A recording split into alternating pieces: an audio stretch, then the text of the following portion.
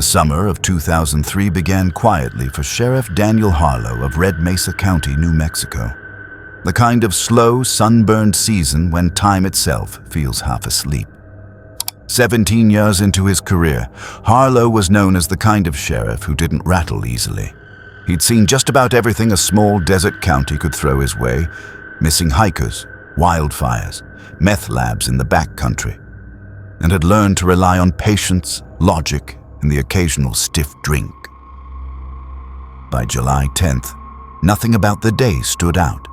The morning was routine: paperwork, traffic citations, a stolen generator out near the oil fields. No reason to think this would become the day that would haunt him for the rest of his life. Around 2 in the afternoon, dispatch received a call from a hiker who had stumbled across an abandoned campsite near Coyote Hollow, a remote canyon roughly 40 miles north of town. The hiker mentioned personal belongings scattered around the site: clothes, tents, even a wallet with ID inside. But no sign of the campers themselves. Harlow decided to check it out personally. Coyote Hollow was difficult terrain, narrow and winding between cliffs the color of dried blood. It wasn't a place casual visitors wandered into. Only experienced climbers and researchers ever bothered. The sheriff had been there twice before, both times to recover injured hikers. The drive took him an hour along roads that grew narrower and rougher until he finally parked and continued on foot for the last 3 miles. The late-day heat pressed down like a physical weight, filling his lungs with dry dust. By the time he reached the coordinates, sweat had soaked through his uniform. The campsite looked wrong immediately. A 2-person tent had half collapsed, its fabric snapping softly in the hot wind. Cooking supplies were laid out beside a cold fire pit as if someone had been interrupted mid-meal. Inside a small cooler, spoiled food reeked of decay. Whatever happened here had happened days ago. Then came the disturbing part: the chaos. Backpacks, boots, notebooks, and clothing were thrown across the clearing as though a struggle had erupted. Harlow found the wallet the caller mentioned: Dr. Henry Lawson, a geology professor from the University of New Mexico. Nearby, a purse contained an ID for Dr. Emily Crane, also from the same university. Dispatch confirmed both had been reported missing 3 days earlier after failing to return from a weekend field trip. While combing the perimeter, Harlow noticed a cluster of footprints leading away from the campsite toward the canyon wall. He followed them until they simply stopped at what appeared to be solid rock. Only when he stepped closer did he see it: a hairline crack in the stone, too straight to be natural. Someone had built a hidden door camouflaged with native rock and clay. Protocol said he should wait for backup, but with 2 missing persons and no deputies close by, Sheriff Harlow unholstered his weapon, switched on his flashlight, and entered. The air changed immediately. Colder, heavy with a faint chemical odor that burned his throat. The passage was narrow, just high enough for him to stand, stretching deep into the mesa. 50 yards in, it widened into a chamber that froze him in place. It was a lab, crude but unmistakably professional. Tables cluttered with microscopes, test tubes, and chemical flasks. Wires ran along the walls toward a stack of old computer monitors, flickering with geological data and chemical equations. At the center stood 2 metal tables fitted with restraints. "Sheriff's Department," his voice echoed down the tunnel. No answer. Then a sound. Weak, wet, almost human. A whimper coming from deeper inside. He followed it and found another chamber, this one colder, lit by the glow of a single lantern. Dr. Lawson and Dr. Crane were there, both alive but barely. Their arms bore rows of puncture marks and their skin was pale and clammy. Crane's eyes were half open, rolling without focus. Lawson mumbled about the formula and the discovery that would change everything. Harlow radioed for help, but before he could finish, the low growl of an engine echoed from outside. He ran back to the entrance just in time to see a dust cloud kicking up along a dirt road he hadn't noticed before. Someone escaping. He couldn't chase. The professors needed help. So he stayed with them, cooling their foreheads with canteen water until the rescue team arrived 3 hours later. What investigators found afterward chilled everyone involved. The hidden facility had been operational for over 2 years, according to digital logs and journals retrieved from the computers. A group calling themselves the Ascendants had been running illegal experiments involving a rare mineral native to Coyote Hollow, one with rumored military applications. Lawson and Crane hadn't stumbled upon the site accidentally. Their academic work had led them straight to it. The Ascendants had been monitoring geological research across the region and intercepted them before they could report their findings. Recovered logs revealed something darker: human testing. Records showed a series of prior subjects, all anonymous. The professors were the latest. The compounds tested on them were derived from the minerals, altering cognition and behavior in ways not fully understood. The FBI took over, but the trail went cold. The lab had been professionally cleaned before discovery. Tire tracks led to the highway, then vanished. Dr. Crane later recalled fragments. Masked figures, sterile voices speaking about sacrifice for progress. She never identified them. Dr. Lawson wasn't so lucky. The chemicals had caused permanent brain damage. He couldn't sleep. Claimed he saw people watching from the desert. 6 months later, he took his own life, leaving a single note. They're still out there, and they never stopped. Sheriff Harlow couldn't let it go. He spent years chasing similar disappearances across the Southwest. Then, 3 years after the rescue, he received an envelope with no return address. Inside was a photograph of him and his wife standing on their porch, taken just days before. No message, no words, just a warning. He backed off the investigation but never stopped looking. After retirement, he compiled every document, photograph, and map he'd collected, distributing copies to journalists and former colleagues, instructing them to release the information if anything happened to him. Now in his 60s, Harlow still lives in Red Mesa County. He's moved twice. His home is fortified with cameras and alarms, a shotgun beside his bed. Every few months, a postcard arrives, blank except for a crude drawing of a covered wagon. In 2005, a wildfire swept through Coyote Hollow, destroying what was left of the hidden lab. The case remains open but inactive. From time to time, new reports surface.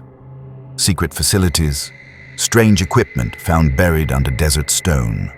Nothing ever proven. Sheriff Eli Cartwright had served the Northvale County Sheriff's Department for over 20 years, long enough to see the worst humanity had to offer.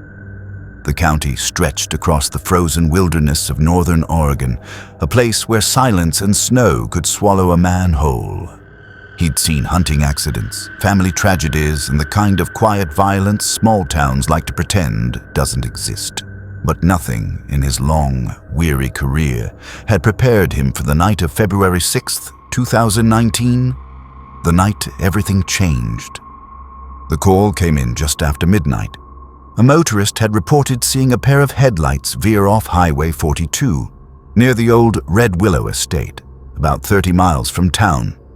Outside, a blizzard was in full swing, 8 inches of fresh snow and more pouring down every minute. The wind howled like a living thing. Eli radioed dispatch, saying he'd handle it himself. He lived closest, and backup would take too long in that weather. The Red Willow property had been abandoned for years. Its last owners went bankrupt and left it to rot. Just a sagging farmhouse, a few outbuildings, and the kind of rumors that kept teenagers sneaking in for dares. Eli had chased them off more times than he could count. But tonight, with the temperature plunging below -15, he doubted anyone was trespassing for fun.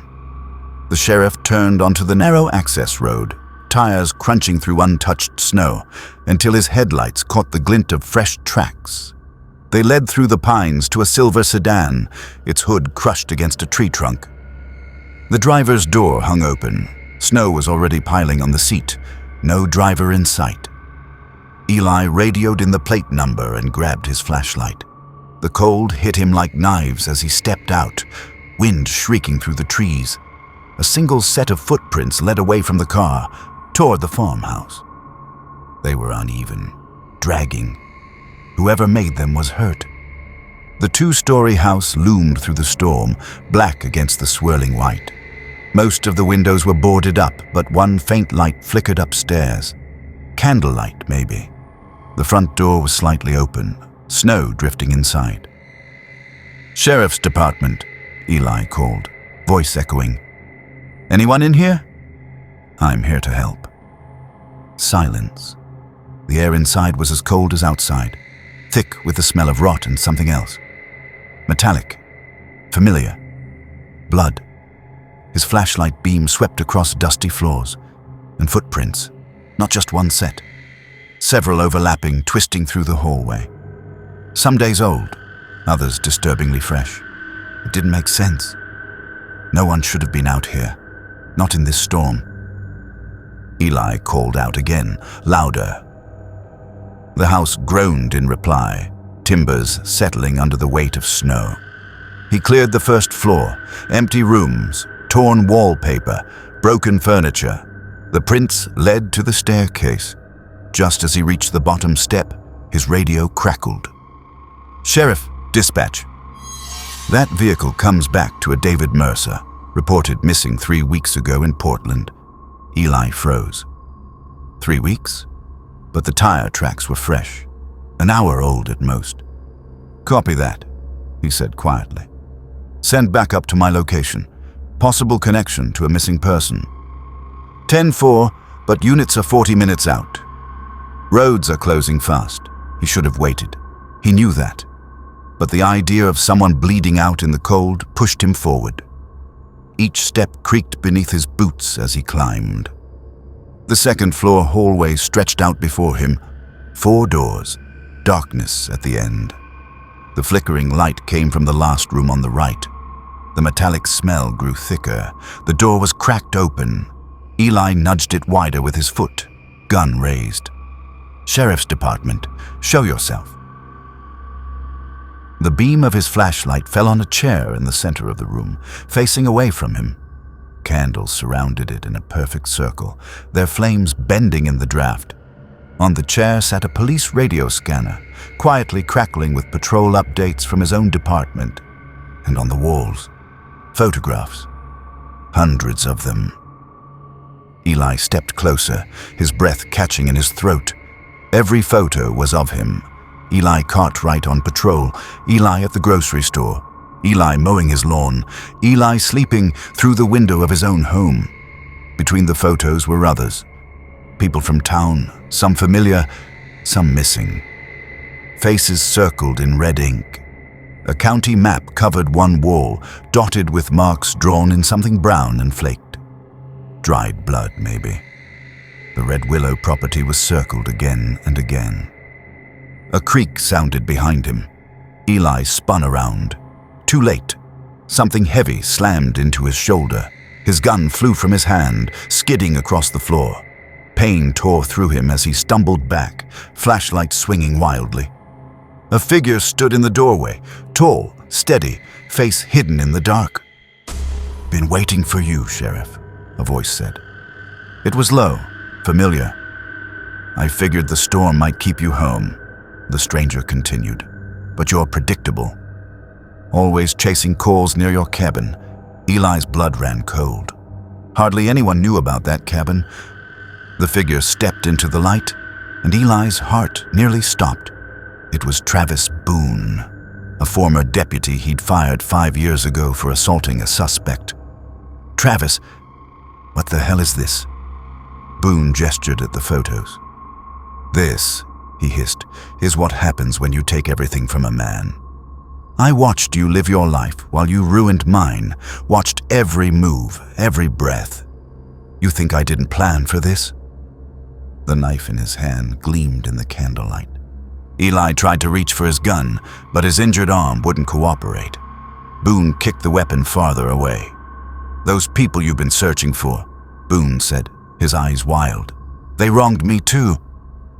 "But you destroyed me." He lunged. Eli dodged, the knife slicing across his coat, drawing a line of heat and pain across his chest. They fought, crashing into the walls, candles spilling and guttering out. Boone was faster, stronger. But Eli had one advantage: experience. His hand closed around a heavy brass candlestick, and he swung with all he had. The blow connected. Boone staggered. Eli dove for his gun, turned, and fired twice. The deafening cracks echoed through the farmhouse. Boone collapsed, the knife clattering beside him. Eli cuffed the unconscious man with shaking hands, blood dripping from his sleeve. Then he called it in. Backup took nearly an hour to arrive. While waiting, he looked through the rest of the room and found something worse than he'd imagined. Detailed notes, names, addresses, photos of potential targets, plans for future visits. Among them, Eli's wife and daughter. The cellar beneath the farmhouse revealed more, evidence from 7 missing person cases spanning 3 counties. Boone had been living down there, listening to police chatter, tracking Eli's patrols, setting his trap. The crashed sedan was bait, stolen from his last victim only hours earlier. Eli never forgot that night. He doesn't drive alone on back roads anymore, doesn't respond to calls near abandoned properties without backup. And every February, he visits the families of Boone's victims, haunted by the thought that he could have stopped him sooner. But what truly keeps him awake isn't that he nearly died. It's the realization that Boone had been watching him for years, memorizing his routines, his habits, his home. Eli had never noticed. Not once. And now, every time his flashlight cuts through the dark, he can't shake the feeling that somewhere, just beyond the beam, someone else is still watching. In March of 2012, Sheriff Elliot Kane of Silver Pine County, Oregon, faced the strangest and most unsettling investigation of his 23-year career. At 55, Kane had earned a reputation for meticulous work and unwavering calm, even under the most unnerving circumstances. Silver Pine County sprawled across nearly 2,000 square miles, a mix of dense pine forests and rugged high desert, with Mirror Lake at its heart, a 350-acre body of water surrounded by cabins and small homes. The case began with what initially seemed like a tragic accident. Thomas Granger, a 39-year-old electrical engineer and weekend resident at Mirror Lake, was found dead in his workshop, electrocuted while tinkering with a custom radio setup. Everything pointed to a simple mishap, until Deputy Lena Ortiz, sorting through Granger's personal belongings, uncovered a journal filled with alarming entries. "It's happening again," the final note read, dated the day before his death. "Third night in a row. The voice comes through even when nothing is plugged in. Same message. 40 years buried isn't enough. Tonight I'll try a new frequency. Whatever is out there wants to be heard." Granger's 3-month project had involved what he called ambient frequency detection, an effort to capture and record naturally occurring radio waves around Mirror Lake. At first, his notes mentioned fragments of commercial signals bouncing off the ionosphere, an ordinary curiosity among hobbyists. But gradually, these sounds formed something coherent, a single male voice, elderly, whispering directly to him. Sheriff Kane might have dismissed it as eccentricity if not for 2 troubling discoveries. The medical examiner noted that the burn patterns on Granger's body suggested restraint before the electrocution, and his equipment had been tampered with in a way that could not have happened by accident. What began as a simple accident investigation now pointed to murder. A background check revealed nothing suspicious. Granger was respected in his field, commuting from Portland to the lake house on weekends, but canvassing neighbors unearthed something unexpected. 83-year-old Margaret Hill, a lifelong resident of Mirror Lake, recalled Granger asking about an abandoned radio tower from 1972, only briefly operated by a government team and suddenly abandoned. Rumors suggested they had picked up something strange. Locals avoided it ever since, and the Forest Service demolished what remained a decade later. Kane's own research confirmed the official story. A monitoring station established in early 1972 to study subsurface electromagnetic anomalies. Yet the records were scarce, and a classified addendum remained sealed, even to him. The investigation turned surreal when Kane listened to Granger's recordings. Most were static, but in the final week before his death, a voice emerged, distorted, undeniably human, repeating the chilling phrase, "40 years buried isn't enough." Audio experts confirmed the recordings were genuine, untouched by manipulation. The phrase drew Kane's attention. 40 years back brought him to 1972, the same year the radio station was abandoned. Delving into county archives, Kane discovered a series of disappearances near Mirror Lake in early 1972. 3 men vanished mysteriously within a mile of the lake, never found. The lead investigator on those cases, Deputy Howard Easton, had resigned shortly afterward, plagued by night terrors and paranoia, warning his wife to never approach Mirror Lake again, insisting something unnatural dwelled within its waters. The pieces began to fall together. Granger's cabin had been built on the exact site of the abandoned tower. Beneath his workshop, a natural underground cavity connected to Mirror Lake through subterranean channels. Geologists confirmed the cavity could act as a natural amplifier for certain frequencies, essentially turning the lake into a massive speaker. This explained how Granger's experiments had captured sounds that seemed impossible, but not why someone had killed him. The breakthrough came from examining impressions on Granger's journal pages. Using digital enhancement, Kane uncovered an address linked to James Callahan, a retired Forest Service worker involved in the 1982 demolition of the tower. When questioned, Callahan admitted the truth. The demolition team had found human remains embedded in the concrete foundation. 3 adult men, trapped in wet concrete, apparently alive at the time. They had been ordered to rebury the remains and never speak of it. Kane now understood the connection between the 1972 disappearances and Granger's death, but the final link emerged when he traced Granger's work in underground communication technology. The engineer had been experimenting with a prototype capable of transmitting voice through solid rock at extremely low frequencies. This device had vanished from the crime scene. The investigation ultimately led to Dr. Malcolm Reed, a geophysicist who had been part of the original 1972 government project. Confronted with the evidence, Reed confessed. The project had never been about studying natural electromagnetic anomalies. It was a classified Cold War program to detect submarine communications via lakes. The 3 men who disappeared had stumbled upon the operation and were silenced.